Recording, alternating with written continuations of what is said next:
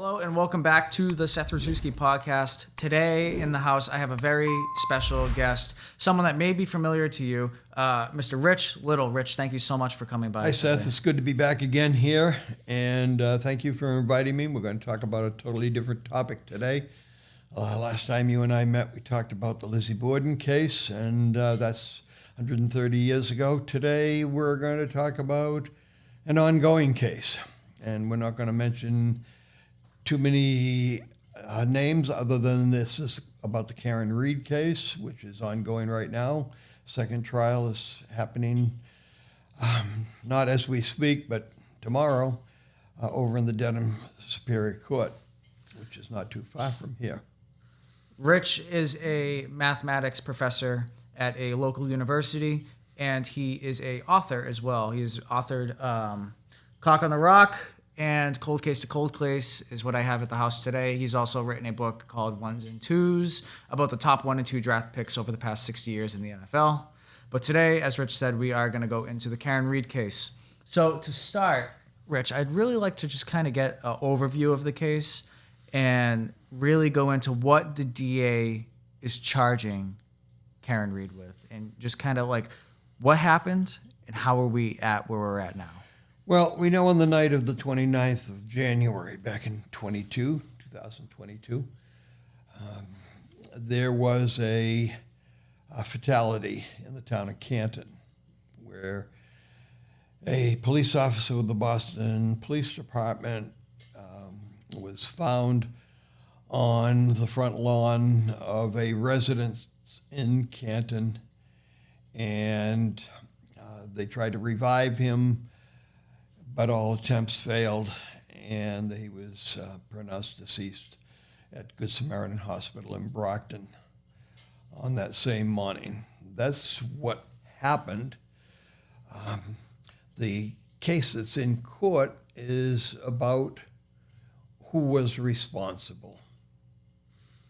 And there are two sides. There are many sides to the story, but the two basic sides are the prosecution, led by the Norfolk County District Attorney's Office, and the Massachusetts State Police and the Canton Police. Those are the agencies that are involved in that.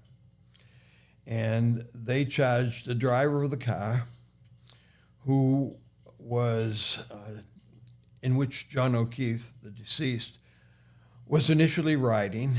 They have charged her with being responsible for his death. And how are they? How do they, think that she died? They believe that she, in her motor vehicle, which was a 2021 Lexus SUV, big car, expensive automobile, that she either accidentally or intentionally backed over him.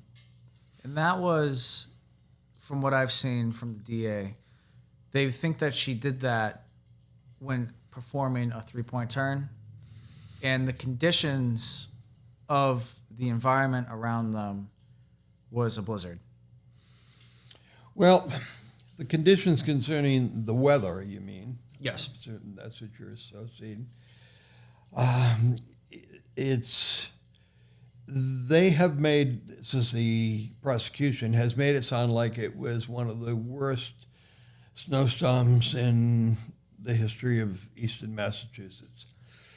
It was a snowstorm, but, and we'll show some evidence on this podcast in the form of available pictures that it definitely snowed, and it definitely was blizzard conditions, but it was not blizzard conditions when this accident occurred. And you'll be putting on the screen a picture that shows Karen Reed's vehicle and John O'Keefe's vehicle sitting in his driveway the morning after at 8 o'clock, 8:30 in the morning. It's got a timestamp on it. The picture is attributed to the Canton Police Department, and there is not that much snow on either vehicle, and they're sitting side by side. And it had snowed, and it was snowing when the picture was taken. So when the incident/accident occurred, it had started to snow. Now, I've seen news clippings from all the local news stations, Fox, Boston 25, all the local, stations, talking about or interviewing people on the street about that particular snowstorm. And they were saying whiteout conditions and phrases like snowbanks and plows and salt trucks. Do we know how much snow was on the ground? Because we know what the snowfall was after the fact.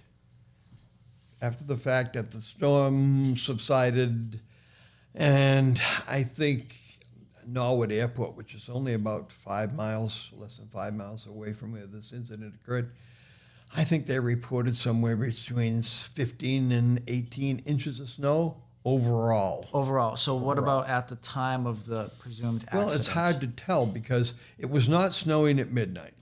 Okay, so When these people left where they had been, and the security videos at those locations, which are two establishments in downtown Canton, there's no snow. There's no snow falling at that time. So this was early. So this was 12:30 in the morning, 12 o'clock, midnight-ish. And so there was not snow coming down at that time. Okay. The first plow that went out that did that area of town did not go out until almost 3 a.m. So between the time that this incident is claimed to have occurred, which is around 12:30 a.m., until the first plow went down the street was about 3 hours. So they had plowable snow in about 3 hours. Snow plows did not start out until after 2 o'clock in the morning. So there was not enough snow to plow until after 2 o'clock in the morning. That's really, important because later down the road, what the DA claims is that they found pieces of Karen Reed's Lexus on top of the snow. But if it happened before the snow, then I think you see where I'm going with that. But maybe we can kind of, because I'm getting really ahead, and if we can back up a little bit into the what happened. The big mystery about this case is the taillight. Right. So can we talk a little bit about the history of the whole taillight theory and what's going on with that? There's two sides to every story, and the side of the story of the prosecution was that when they were called, and they were called by Karen Reed's the party that was with her, the two women that were with her, who discovered John O'Keefe's remains, or they discovered him on the front lawn of a street in Canton, purportedly where Karen Reed said she dropped him off at 12:30 a.m. And he was not on the street. He was off the road, approximately 10 feet. And he was on the lawn of this residence on Fairview Ave. That resident is an important character Yes. to this story. But we probably should not bring up the characters and talk about the fact about the taillight. Sure. And what's that all about? John O'Keefe suffered injuries on his arm, and the prosecution says that they were caused by him getting hit by a motor vehicle. The defense says that the marks on his arm were not caused from a motor vehicle accident, but were caused by the bite of an animal, probably a dog. Right. And that's really important, because other than having wounds on the back of his head and some facial bruises around his eyes.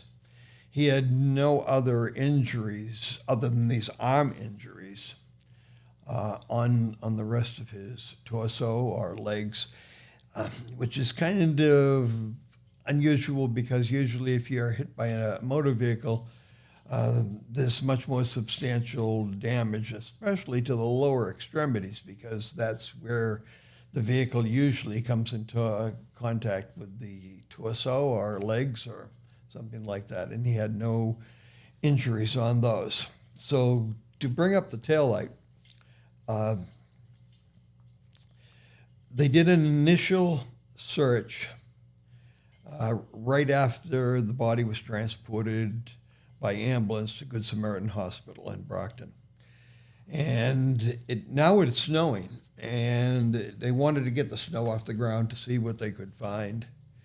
And they used a leaf blower, kind of an unusual technique that I have never heard being used to uncover evidence, but they used the leaf blower to clear the layers of snow off of where his body had been found. And they did not find any broken pieces of taillight during that first search. They did find blood, samples of blood, which they decided to collect, and then the quickest thing they got to collect it was red Solo cups, which were placed not in an evidence bag, but in a Stop and Shop bag. They weren't covered. They weren't capped. They weren't legitimate containers for putting evidence in. Most evidence is in a sealed container if it's a liquid, and so what they did was they scooped up the blood samples with the snow that was mixed with them, and they put them into a Solo cup and put the Solo cups into a evidence bag, and the evidence bag said Stop and Shop on the side.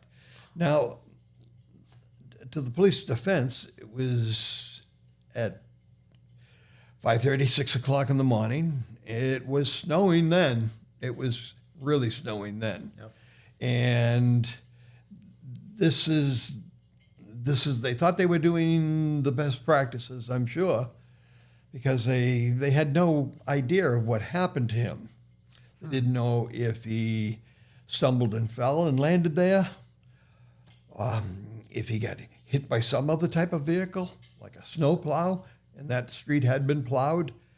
They did not know who he was until Karen Reed and the other women that happened upon him. And the reason they happened upon him is because they went to look where Karen Reed said that she dropped him off. Interesting. Yeah. So Karen Reed drops him off, and then she goes back. And she goes back to his house, also in Canton. It was not her plan to go back to his house. She had problems with a hot water heater, and she did not live in Canton. She lived in another town in Norfolk County, and I think it's Mansfield. That's Bristol County, maybe. So she traveled. She was going to travel back to her house because they were going to take a look at the hot water heater. This has been established, and it was on text messages and way before this incident occurred. But John O'Keefe, who had custody of his niece and nephew, who were his sisters, and brother-in-law's children, both of them deceased when the children were really younger, and they both passed away of natural causes in a 6-month period. And John took custody of these children and became their guardian. Karen went back to his house because the niece, who was then about 13 years old, Karen Reed did not think she should be left home alone. and she went back to John O'Keefe's house, parked her car in the garage, and then went in the house. She proceeded to make telephone calls to him, and there was no answer. She left messages. This is in court testimony. The messages were frantic. Where are you? I'm not supposed to be home. I'm supposed to be back at Mansfield. I'm waiting for you to return. Let me know what the story is. And he never returned any messages. But so at 5 o'clock a.m., she is frantic and she decides to leave the premises. Now her car is parked in the garage, which is attached to the house. It's an attached garage. And when she backs out, the first thing that happens is security light comes on, so it lights the back driveway. And the security camera comes on. And you have the video, and if we show that in the show, that it plainly shows that she backs out of the garage. It's snowing, and she turns the wheels and backs her Lexus, her 2021 Lexus, into the back bumper area of Mr. O'Keefe's automobile, which was a Chevy Traverse. I think it was in 2021, but it could have been a 2020. And the right rear corner of her car comes in contact with the rear bumper, center bumper area. His is also an SUV. And you can tell by the video, and they did a zoom up in court during the first trial that showed the wheel, the left rear wheel, rotating upon contact. When her car struck his car, the wheel contacted. Well, I'm one of those math nerds, and so given the circumference of the tire, which is easily obtained by looking it up online, I could figure out what the circumference of the tire was and the amount of degrees that it moved. And so that would kind of tell you that the tire moved. And my calculations showed that the tire moved between 1 3/4 and 2 1/2 inch on the ground on dry pavement. Remember, it's snowing out, but his car was parked there before it started to snow. So the wheels are on dry pavement. Yep. The rest of the car has snow on it. And you can see it as she pulls away, it has snow on it. And the depth of the snow, as shown by the tire tracks, I think is probably somewhere between 2 and 3 inches of snow. That's just after 5 a.m. in the morning. And she turns left, and meanwhile the camera is still on, the security light is still on, and the car pulls out of the driveway and she puts a brake light on, brake lights. She applies the brakes and the brake lights come on. And you can be the judge when you see that in the video. What do you see? And you see taillights, brake lights on both sides, both red. And this is at just after 5 a.m. in the morning. Mm-hmm. It doesn't appear to have any pieces out of it. It might be cracked, but you really can't tell. Yet, as you go through the materials that I provided, and I'm showing you at the beginning, this is a lot of technical data that tells about the tire size of the SUV and how tall it is and how wide it is, and et cetera. And in the picture we're going to be showing, which is picture number 3, is going to show what the area of interest is the very right side of the taillight. There is an outer taillight, which is on the rear of the automobile, and then an inner taillight, which is actually on the tailgate. We're only talking about the outer taillight. And some people are confused by that because they're comparing inner to outer. Yeah. But it's not really that. We're comparing to the taillight on the outside edge of the car rather than on the tailgate of the car, which goes up. So it's only that little part. And when you look at the larger pictures of that, which are shown on the other photos that I sent you, you'll see that it appears to be an enormously large, and this is on page 3. I have shown on the left-hand side, Seth, you can see that there is a taillight, which is whole. This is a picture that was provided of a taillight on a 2021 Lexus. This was on a podcast by attorney Melanie Little, and I believe that the picture on the left is attributed to retired DEA agent Sean McDonough, who has been heavily involved in this case and does podcasts about it. And then the picture on the right is either state police or Canton police. I believe it's the Canton police that shows the same taillight area on Karen Reed's car, and there is no red on that. Everything that you can see in that picture, which appears to be whitish, is silver reflection. Yeah. The lens itself is gone.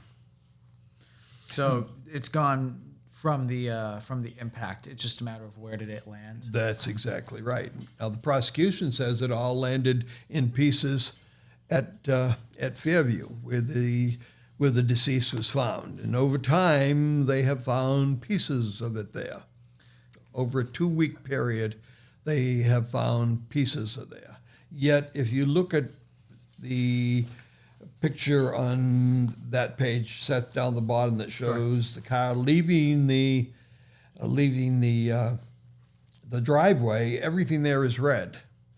Yet in the police picture, everything red is gone. So my question then is, what is the mileage between the two residences? And then probably 4 miles. 4 miles, and what's that take? Probably. Well, in snowy conditions, maybe 7 or 8 minutes. Yeah, okay. You know, they're not exceeding 30 miles an hour.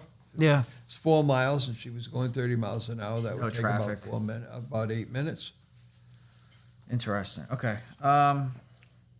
And then the bottom photo, the larger one of the car pulling away. Yes, that's in that video that I sent you. That's a screenshot from that video. Yep. And everything you see there, which is lit, is red taillight. You see a white spot above that taillight. In the photograph that I'm showing you, it's kind of dim, but on the video, that's a reflection of the security light. Sure. I see that little dot. Yeah, that little dot, that's a reflection of the security light. And it looks to be like in that photograph of her car leaving John O'Keefe's residence, the light seems to be intact. Like the shape of it seems to be as it would come out of the manufacturer. So then my question is, if the light is cracked, did it fall apart? Like, where did the pieces, I guess, land? And how did the pieces end up in, and this is at 5 a.m.? This is at 5 a.m. And that vehicle never went back to John's Fairview. house. Oh, to Never Fairview, went back to Fairview. They went back to Fairview, the 3 women. Karen Reed and her 2 friends went back to Fairview in another vehicle. They left Karen's car at John O'Keefe's house, and there's a picture of that on page 2 of the 2 cars sitting side by side. Sure. And that was taken at 8 o'clock in the morning. That's a police photograph, too. Right. And that looks like a dash cam as well. I think so. Yeah. Because when I get the tickets in the mail for parking on spots that you're not supposed to, it looks very similar to that. I don't get those. I don't go anywhere. Besides the Seth Rzuski podcast, which you can subscribe on YouTube. That's exactly right. But, okay. Back, I kind of want to go. So now that we have the history of the taillight. Right. And the taillight, it appears in that larger picture there to be a big taillight. Yes. But what you're actually viewing, I did the dimensions on it and figured out what the area is, and I did all the math for you, and it's the visible part of the taillight that's missing is approximately 4.17 inches wide and about just over 5.5 inches in height. It's not quite rectangular, but for all practical purposes, I use the formula for finding the area of a rectangle and then gave an approximate. And so the area is approximately, the viewing area of that part of the taillight is approximately 23.25 square inches. Okay. So that's like this. Right. That's not that big. It's not that big. But in the picture provided from the state police showing the broken taillight, it looks enormous. It looks like it's a massive big piece of the car. We're talking about page 2, right? This one? I'm talking about, yes. This one, Yep, yeah. yep, Okay. that one. Yeah, it looks huge. So... And that's an enlarged. Of course, they were only taking part of it. The one on the left is a comparison of what a unbroken one looks like. The broken section would be this section. No, the broken section would be this section down here. What you see up here is the backup light. Okay. And that is this part here. Okay. These two are corresponding. Yes. This is red and this is gone. Okay, yep, now I'm seeing that. Okay. Okay.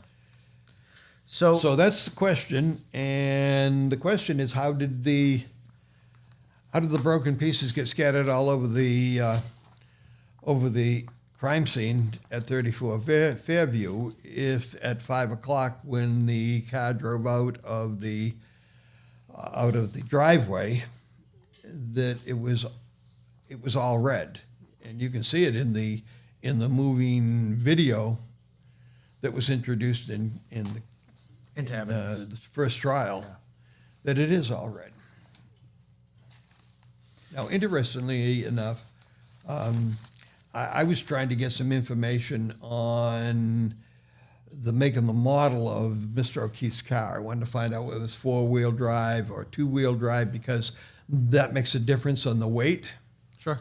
And so who do you ask? Well, the easiest thing to ask these days is artificial intelligence. Sure.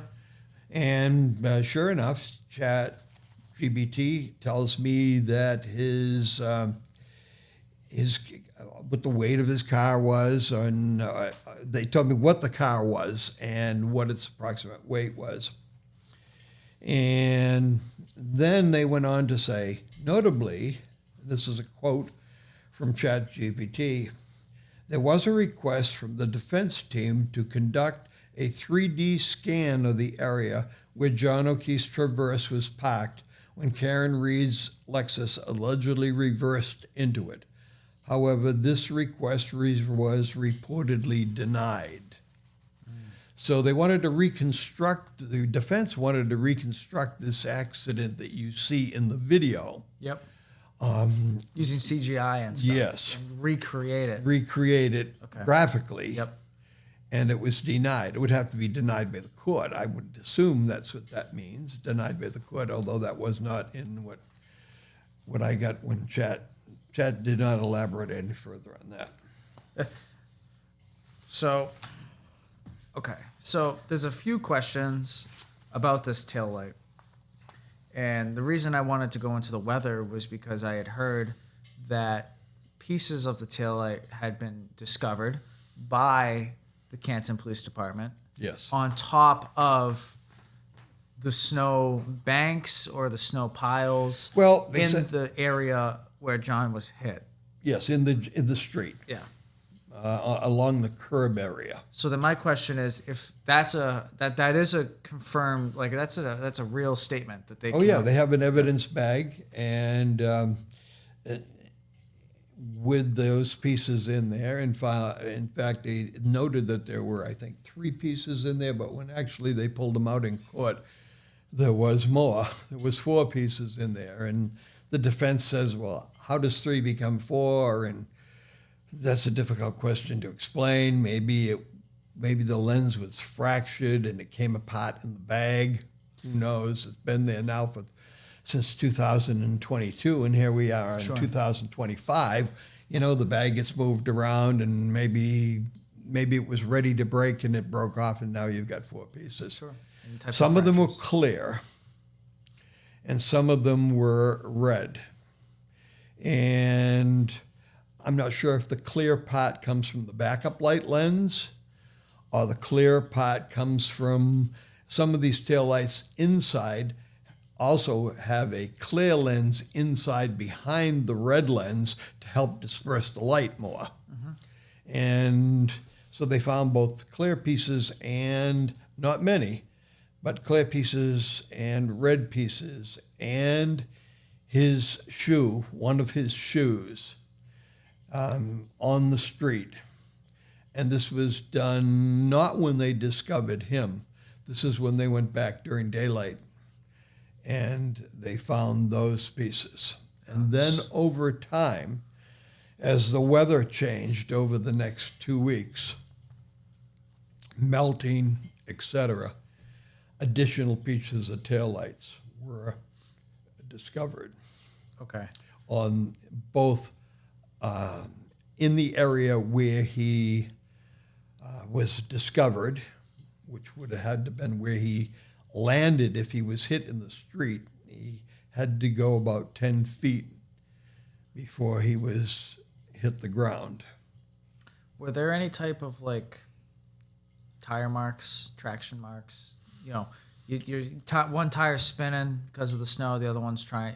Any type of marks on the pavement. Yeah, this is a pretty fancy automobile.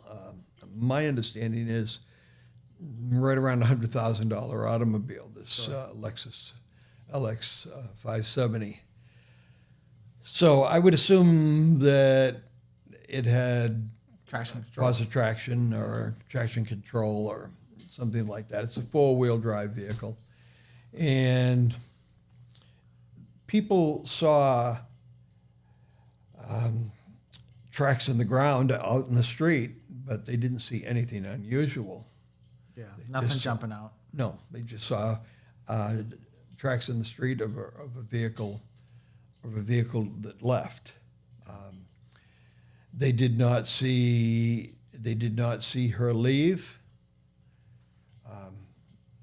There's no report of seeing the car leave. There is reports that the car was out front, and this one person was in the house, looked out, saw the car out front on several different occasions because she expected that they were going to come in the house, and they didn't come in the house. And finally the car left. She did not see the car leave, but the car, last time she looked out the car, and that was around 12:30, the car was no longer there, which she described as a large, dark-colored SUV. Sure. What time was Karen Reed's Lexus impounded? Her vehicle was not impounded until late afternoon. That would be Saturday afternoon. And it was recovered in, I believe, Somerset, Seacock, Somerset area. I think that's where, at her dad's house, because that's where she went. What time did the Canton Police Department discover the broken taillights? They made their initial search when it was still dark with the leaf blower, and That's when they took the blood samples, as I mentioned before. They found nothing. Nothing. Okay. So there was nothing done. And then when they had determined that, now this is all under Canton Police Department jurisdiction, because you don't know what happened, and it did not get under the jurisdiction of the state police until they said there's a possibility that he got hit by a car, and now that becomes state police jurisdiction. Yep. Because suspicious death becomes state. Natural causes, local jurisdiction. Suspicious death, if the medical examiner said this is suspicious, then it becomes under the jurisdiction of the state police. And the state police lab sent their people out and did a search of the area. And that's when they found the shoe and the initial few pieces of glass. What time, roughly? I think that was like 5 o'clock in the afternoon. On Saturday? On Saturday afternoon. So they found those. So the state police found. They conducted a search in the late afternoon. Okay. And they found several pieces of glass. Okay. Which were bagged into evidence, and his one of his sneakers, the other which was he was wearing. Have you calculated an estimated speed that Karen would have had to reverse into John to send him 10 feet into the yard, and then possibly knock his shoe off? To me, the shoe is like a crazy deal, because it's like, why is that shoe off? Exactly. When it's snowing out, I tie my boots tight. You know? Yep. I don't want snow getting into like where my socks are. Well, I have not calculated. It was calculated during the first trial. They estimated from data off of the onboard computer from the vehicle that she was traveling 24 miles an hour in reverse. Difficult to do on a dry day in the sunlight, non-impaired. What's the width of the street? Because that to me makes a huge difference. It's fairly wide street, and normally I would say similar to the street that is out here, which is 60 feet across. Washington Street. Yeah.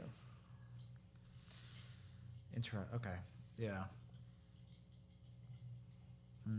It was a residential area, a newer residential area, and streets in newer residential areas tend to be wider than streets that were built 100 years ago. I have noticed that, yeah. Like these side streets across over here, Alden, and all of those are kind of narrow streets. Sure. Whereas if you go to a newer street here in town, they're much wider. Because by code, they're much wider. Okay. And then the shoe. What is the DA claiming for what happened with the shoe? That it just flew off of him? They're claiming that the shoe came off probably at impact. At impact, okay. And how far away is the shoe from John at this point? Do we know? Where he was found, approximately 10 feet. 10 feet, like to the side, front, back. Unusual angle. An unusual angle. Okay. Yeah. Okay. Yeah. Almost as if he was propelled diagonally away, not towards the rear, but diagonally away from the vehicle. So as if he was clipped. That's what their claim is, that he got clipped and was thrown and landed on the ground on the back of his head, which is why he caused the injury to the back of his head. Okay.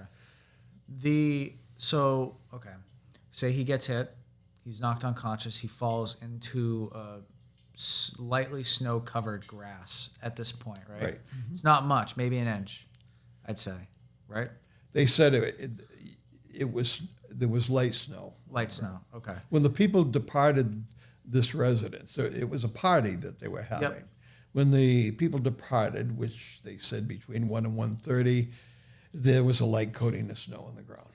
All right. So But they did not see anything else on the lawn. Although they did come out the door, they would have been viewing that area, but they did not see anyone on the lawn at that time, anything on the lawn.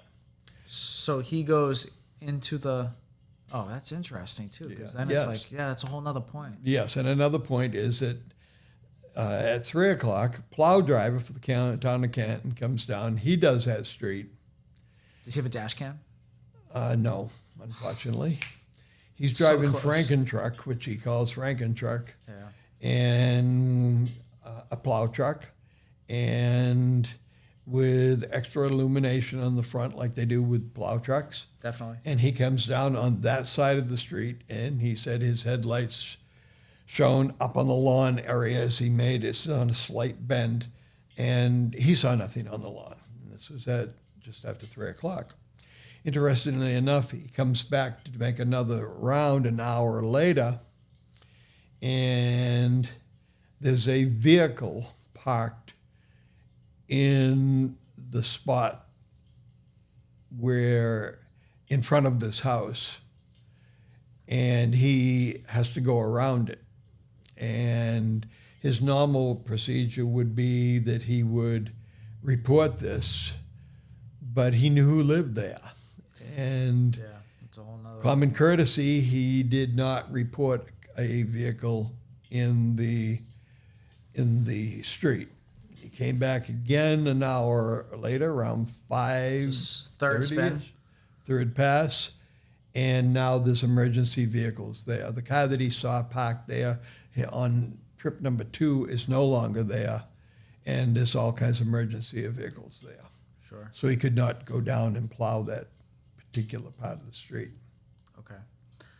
The car that the plow driver spotted, is that similar to the cars, to the Chevy Traverse and to No. the Lexus? No, it's not. And he actually identified the make and model. Oh, he did. What was it? A Do we know? Ford Edge. Okay. Yeah. So that's okay. So that's what he identified as the type of vehicle that he saw, a dark-colored Ford Edge. Sure. All right. Which doesn't equate with Yes. either of the two vehicles that are involved. And we can explain, if you'd like, where these two vehicles, how one came in contact with the other and where. Sure. Now, Go I've got ahead. my little model here. Yeah, I can move this flower and we Great. can just demonstrate it. Yep. Yeah, I always like to keep flowers in my house. I think it looks nice, It's it adds life to the building, I'm big into it. We're going to add some drama to the building. Drama. Let's hear it. So this is the Fairview Road. This is the parking area. Sure. Of where Oh. John O'Keefe was, which Okay. was not Fairview, which was another street in Canton. And he purposely parked his Chevy Traverse here, away from the garage area here. And Karen had returned from Fairview after dropping him off, pulled her car into the garage, and she's located here. The garage door is closed, and his vehicle is sitting like this, and she comes out, backs out, garage door opens, backs out, and as she backs out, security light comes on, Sure. security camera comes on, and now we have a witness, an unbiased witness. Yep. Security cameras don't lie. That's right. And what the security camera shows is she backs out. It's snowing. Cuts her wheel because she wants to go out the driveway out this way, and comes in contact with his vehicle, With the center point. with the center of the rear bumper of the Chevy Traverse. Now, as we talked about before, I think the way that the Chevy Traverse moved, actually rotated on its axle, is that I think it's probably a two-wheel or a front-wheel drive. not a four-wheel drive, which would have been, the rear wheels would have been locked up. And it actually moved. It moved between 1 3/4 and 2.5 inches as it rolled 2.5 inches, and then settled back as she pulled away. When she hit it, she stopped, and then she pulled away. And there was no glass evidence. No. Wow. None that you can see in the security camera. You can't see any down here. You can't see any damage to his car because the security camera is not looking at the rear of his car. It's looking this way. So the security camera is here, and it's looking at the side, back edge of his car and her car going out. You can actually see her car going out. And this is where she puts the brakes on. The lights are on anyways, and this is where she puts the brakes on, and it illuminates the back. So this is when we see this image. That's right. Okay. And what do we see? We see red lights left and right. Yep, right there. Number plate light, and then she drives away. Remember, this vehicle weighs 6,000 pounds. And what was the weight of the Traverse? Depending on whether it's four-wheel drive or all-wheel drive or front-wheel drive. The front-wheel drive is somewhere around 4,100, 45 pounds. If it's front-wheel drive, it's about 300 or 400 pounds more if it is an all-wheel drive. Sure.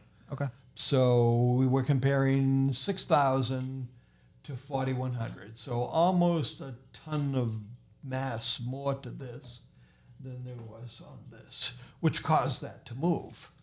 Okay. And there was, and in the court drama of the first trial, they did not want to, the prosecution did not want to have that area of this rear tire enlarged. They objected to that, but the judge allowed them to enlarge that so you could see the wheel revolving, rotating on its axis. Why would they not want to have that displayed? Well, it kind of dispels their theory that the taillight could have got broken then. It's unfortunate, because instead of finding out the truth, it's about building a career, and yeah, it's unfortunate. But well, there's a whole bunch of things that, and we're not going to go into the conspiracy. We could go into the conspiracy. That would be a whole nother show. Yeah, we'll do that after the trial. After the trial. And then we won't affect anybody's idea. But this kind of, to me, proves that at 5:05, whatever time it was when she was departing, and it's on the Ring camera, on the security video, that it didn't have broken taillights, not to the extent that's shown in that top right photo, which shows no red. Yeah, down here. No red here. This is all body. This is the body of the vehicle. Yep. But no red in here. There's a red piece up on this That's side. all clear stuff. That's just the reflector part of the inner light, inside the light. Right. So that outer casing is gone. Right. So all the red is gone. Did the state police or Canton police do a investigation at John O'Keefe's residence where this collision happened? Not that I know of. It's not been introduced. So now I'm wondering if it's only 4 miles away, is it possible? Well, hold on. I have two questions. One, did they make a confirmation that the tail light found at the party house on Fairview Road, the taillight pieces, were those confirmed to be from this Lexus XL 570? Yes. They were. Yes. Okay. And then is it possible that those pieces were transferred from John's home there? Was there any type of security footage of someone picking up those pieces and moving them? No. No. Okay. So then my question There's is, suspicious gaps in the security at John's house? at John's house. And what type of gaps? How long are we talking? That I am not sure. I do not know. but when Karen left, now she's leaving in this vehicle, she did not go to Fairview. She went to a friend of hers to pick her up. And then that friend called another friend, both who are witnesses for the prosecution now. And they, the two friends, said, maybe John is back at your house. He might have fallen asleep on the couch. So they all came back to John's house. So Karen was not driving. Her friend one of the friends she'd called was driving her car. The other friend was driving a second vehicle. And they brought this car in and they parked it right here. And no one. That's the picture that you have. So this vehicle never went back to Fairview. And we're seeing that the taillight is functioning correctly. When it left. Yeah. When it came back, we don't know. All we have is that picture of the Canton Police Department in that set. So there's no video recordings of it returning back to. Oh yes, there's a video of this car returning and parking right here. And is the light cracked at that point? You can't tell. You can't tell. Now, the two witnesses of the prosecution that came back with her said, Karen said, I cracked or broke my taillight lens. And they testified in this second hearing that they all got out of the car, two people here, Karen and the driver, and the woman in the second car. They got out and Karen showed them the broken taillight.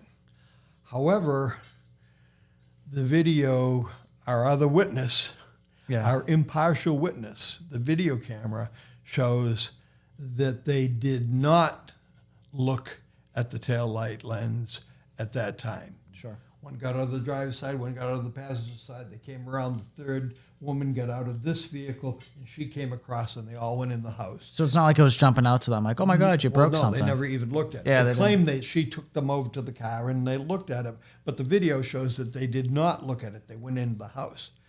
So they said, it must have been when we came back out, because after they looked in the house for John, they wanted to see if he was on the couch somewhere. And you've got to realize there is a indication of alcohol being consumed by many in this whole sordid story. And so they wanted to see if he happened to be somewhere in the house. And they came out and they said, now when shown this video that shows them not looking at the taillight, they said, well, it must have been on the way out. Yet that part of the video isn't there. Either the camera did not come on because of it wasn't a motion of a car, or I will say I have many Ring cameras here at this house, right, and I've had many Ring cameras for years. They are great when they work. Right. They are clear, they're super detailed, and you're able to pick stuff up. Right. But sometimes they just don't catch it. Right. Like they're good. Like ChatGPT is really good, but sometimes there are some issues with it. And the Ring camera has its faults, sometimes not picking it up. That's been my experience. So I think it is possible. Yes. And but it wasn't unfortunate, as they described, you know. So we have no corroboration that they came and looked at, as they said they did. The three of them, that Karen showed them the damage on. So we have no corroboration from the Ring camera or the security camera that took that picture. Okay. So yeah, I guess it's just a mystery of how did the pieces. So we have so many pieces for the next, as I told you, for the next two and a half weeks, people are finding red pieces of Lexus taillight glass at Fairview. Now, my question is, when the Lexus was confiscated by the Canton police, right? It was Canton, not state? No, state police. When it was confiscated by the state police, could there have been some type of interference with the state police, someone trying to change the narrative I have no by idea. shattering the taillight? Is that possible? I do not have any idea about that, but, I'm sorry.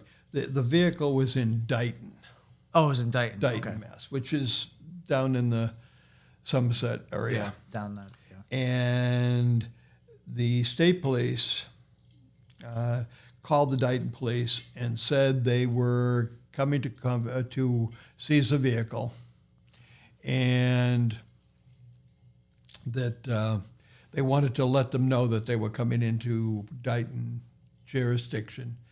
And so, as a courtesy, the Dighton police sent a police car to that premises because they had a truck come and tow it. They flatbedded it back to state police headquarters, or back to the Canton Police Department is where it wound up.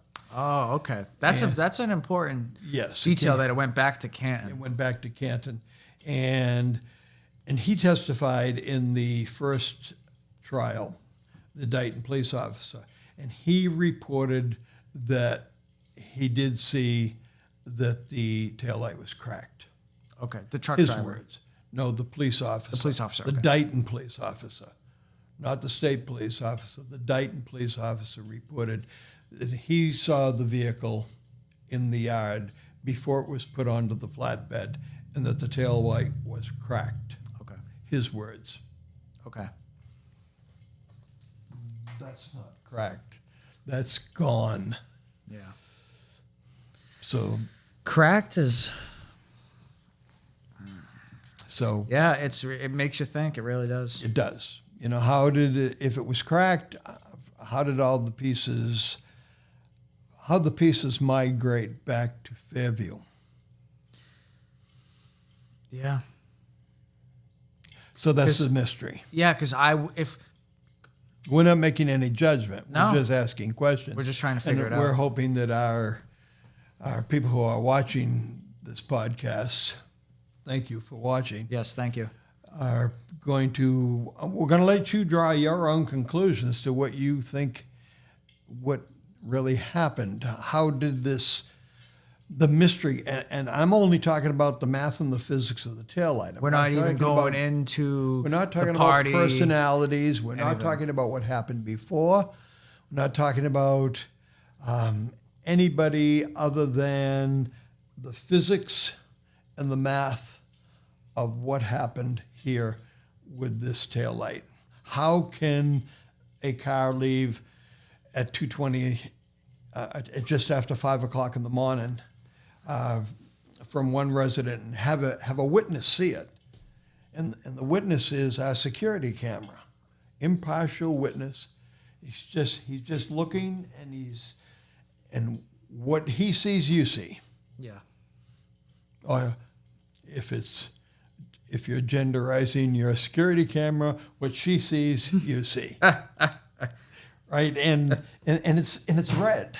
Yeah. Yet this is not. And there are color images of this too, Yes. because I'm looking at this as black and white. Right. So yeah. You're gonna see it in color. Yeah, I'll see both it. in the video and in the screenshot So that I sent you. when it's colorized, we really get to see And that. this is colorized and that's colorized. Yeah. The only one that is not colorized is the Canton PD picture, which you think was probably taken from a dash cam. Yep.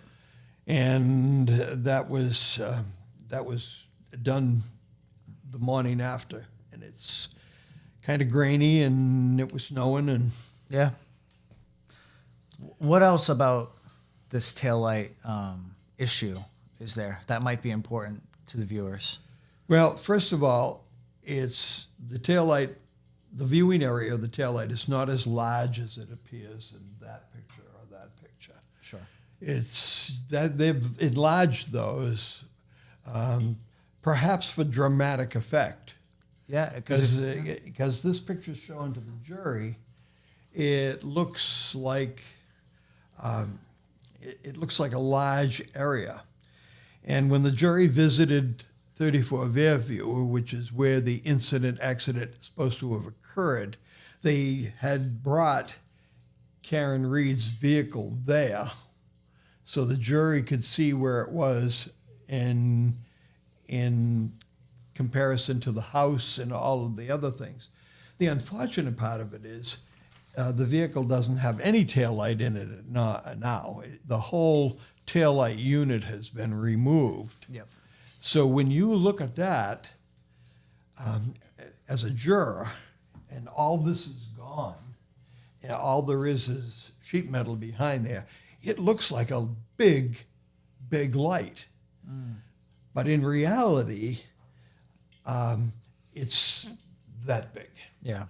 What you're viewing from the rear is 24 square inches. Okay. Now,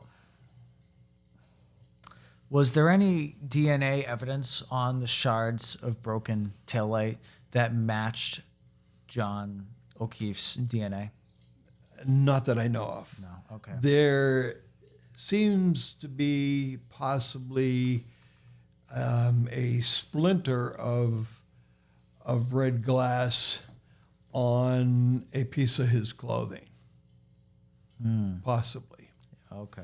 And there also was a single hair of his was found on the vehicle when the vehicle was processed at the Canton Police Department by the State Police Crime Lab. A single hair, which would have had traveled from 34 back to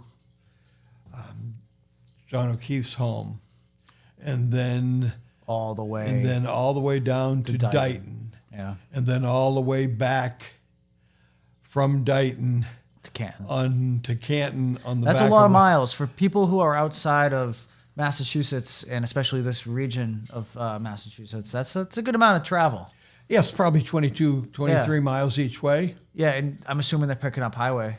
They took some type of highway. 24. Yeah, you get all that wind. And it was in a snowstorm. And a lot There's of so many unanswered mysteries. questions. So many mysteries on Yes. this case.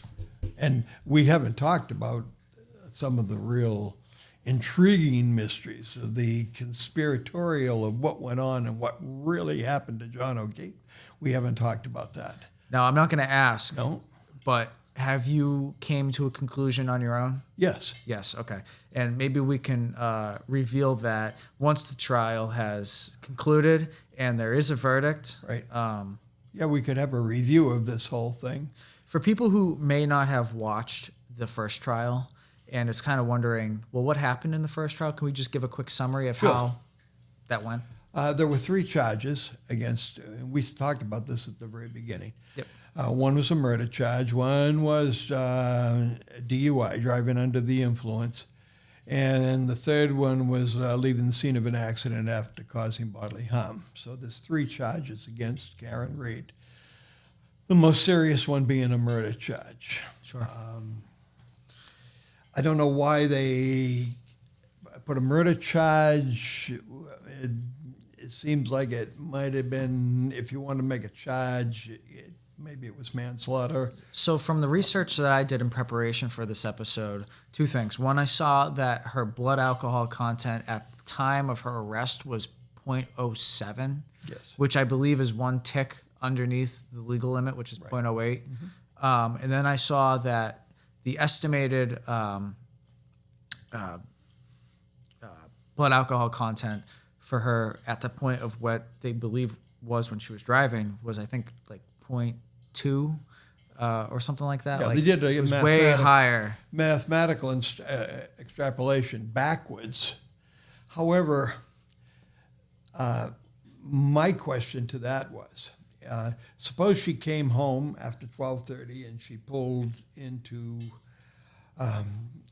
John's house, and suppose she got up at 3 o'clock and had a drink. Yeah. What does that do to your calculations concerning what her blood alcohol level was after 6 o'clock when they took it at Good Samaritan Hospital? I guess at that point, then they'll just have to do they're going to have to go off what she says. Did you have a drink at, in between the time of when you were home and when you left? Right. And then create a calculation based on what Yes. that was and find out what alcohol was in the property. What did they have?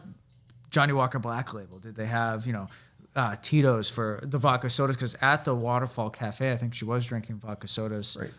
Waterfall Cafe, is that the building? Was it cafe? Yeah, the waterfall. Right. Yeah. So back to, and then the second point that I wanted to mention was that I believe that they stuck her with a manslaughter charge at the very beginning and then upgraded to a murder charge once they were about to go to trial, or I'm not sure exactly what time or what day the murder charge happened, but I know it was originally a manslaughter and then it went to a murder charge. So...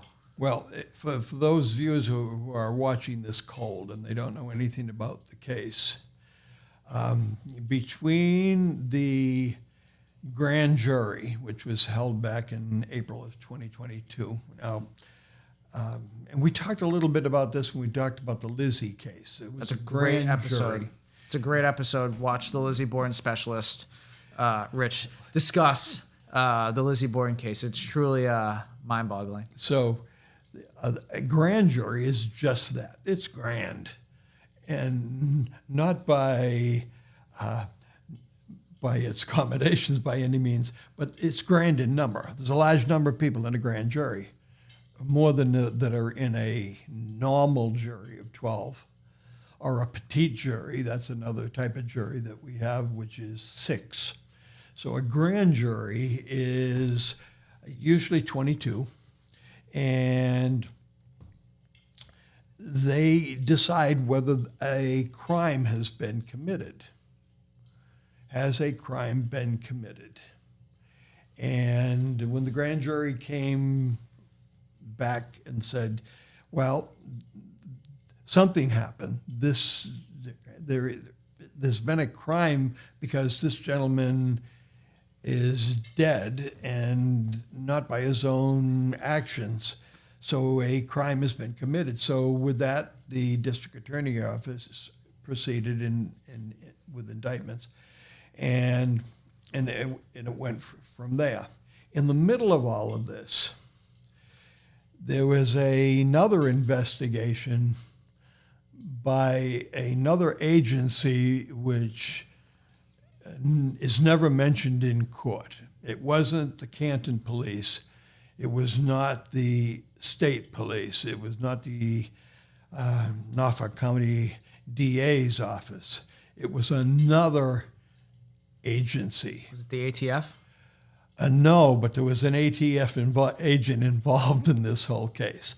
No, it was the DOJ, Department of Justice. Everybody thinks probably FBI, but it was the Department of Justice. And the Department of Justice had a hearing on this particular case, on the improprieties of this case, about the mishandling of evidence, improper investigation, just everything in general. Improprieties by state police personnel, several of whom have been disciplined, one of whom has been fired. And he was the lead investigator on this case.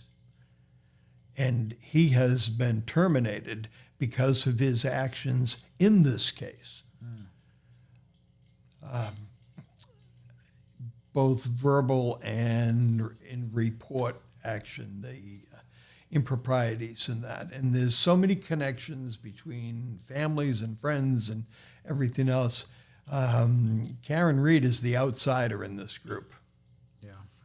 Yeah, because everyone knows each other, and we'll definitely get into that on a later date. Yes. Because there's so much that we barely cracked the surface, and there's a lot of info. Well, this is an interesting topic, and people are all over it. Excuse me. No, you're good.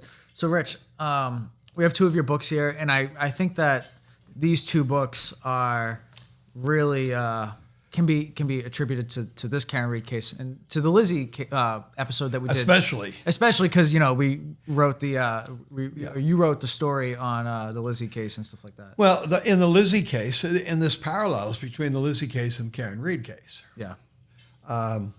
Parallels in the weather. In the Karen Reed case, It was the Psalm of the century, according to some.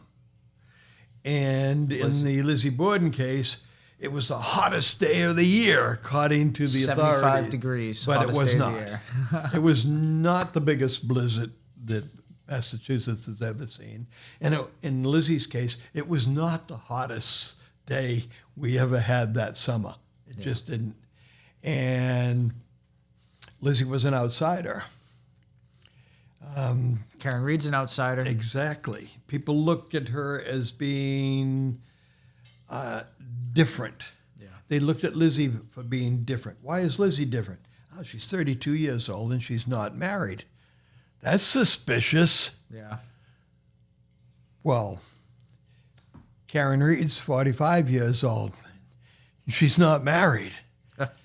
That's suspicious. This is the parallels between these two cases. Lizzie Borden was before August 4th, 1892, was just a normal person with a normal life. And Karen Reed, before late January of 2022, was just a normal person with a normal life, a college professor, and She did. She worked for Fidelity, right? right at one So time. financial advisor or some type of financial expert. Her life has been turned upside down, as was Lizzie's. Turned upside down. There's people, and I speak often on the Lizzie case, and people say to me, "I know she did it. I know she did it." And my question is, can you prove it? I'm willing to listen to the proof, and I watch other podcasts that are on YouTube now on the Karen Reed case, and there's people who say, "I know she did it. I just know, I can tell. I don't like the way she appears on TV. Yeah. She comes across as being different. Yeah. And therefore, she must have done it." Especially when you're looking at it from, say, someone like Seattle or North Dakota. Right. People out there might not be familiar with Boston or Massachusetts mannerisms or accent. Yeah, accent or anything else like that. East Coast, just way of presenting yourself. It is different, and I feel like that can be mistaken, especially in different regions of the United States. I had some people comment on our first podcast, the one on Lizzie, and say that they loved my Boston accent. Hoss. I saw that one. I don't have a Boston accent, do I? Can you tell us a little bit about Cock on the Rock and Governor William Bradford? Yeah, that's a totally different story. And this is about, I think I told you that I had a co-author that worked with me on the Lizzie book. And I've talked to her this last week, Bev, up in Alberta, Canada. And she and I worked on another project that had not yet been published. And what we did was, it was called The Injustice of It All. And we took cases from all over North America of where we thought that injustice had taken place. Lizzie was one of them, because they'd never ever found the culprit or who murdered those two people. There was never anybody charged beyond her. She was acquitted. So that's an unsolved case. And in the case of the very, very first case that we did, was the first person who was executed in the New World under English law. And his name was John Billington. And the reason he was executed is because he was incurring the wrath of the governor of Plymouth Plantation, Plymouth Colony, and that was William Bradford. And William Bradford did not like John Billington and had his chance to do something about that, and he ordered his execution, and he was executed. First person executed in the New World under English law. Billington's position was, you should send me back to UK, back to England, because that's where you don't have the jurisdiction to try me here in the colonies. And Bradford went to Boston. Now, we can do that by commuter rail these days in about a little less than an hour. But back then, to go from Plymouth to Boston was a trek, probably by boat rather than by land, because it was just easier, and you probably weren't going to bump into any indigenous people who might not want you there. Yeah. And so that would have been the easiest way. So he went to Boston and talked with John Winthrop, who was the governor of the Massachusetts Bay Colony, which was in the Boston area. They came over 10 years after our Pilgrims came over. They never called themselves Pilgrims. They called themselves, there were two groups that came over, those who were separatists and those who were non-separatists. And the separatists called themselves the Saints, and they called people who were not separatists strangers. Huh, I had never heard that before. Yes, and so he talked to Winthrop. Winthrop and Bradford get together, and Winthrop says, well, here's your chance. This guy's troublemaker. There's rumor that he was Catholic, and he was not a separatist. And so they had it out for him, and they did him in, and they executed him. He wasn't the only one executed by William Bradford. William Bradford had others that did not agree with him, so he found a reason to get rid of them, either by exiling them out of Plymouth County or out of Plymouth Colony. He pushed Roger Williams out. Roger Williams was a minister. Bradford was not a minister.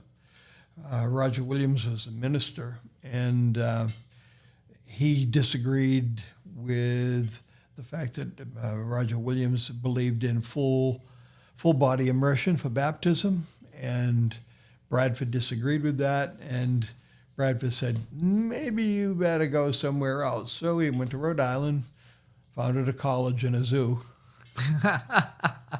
And my grandparents used to take me to that zoo when I was younger all the time. So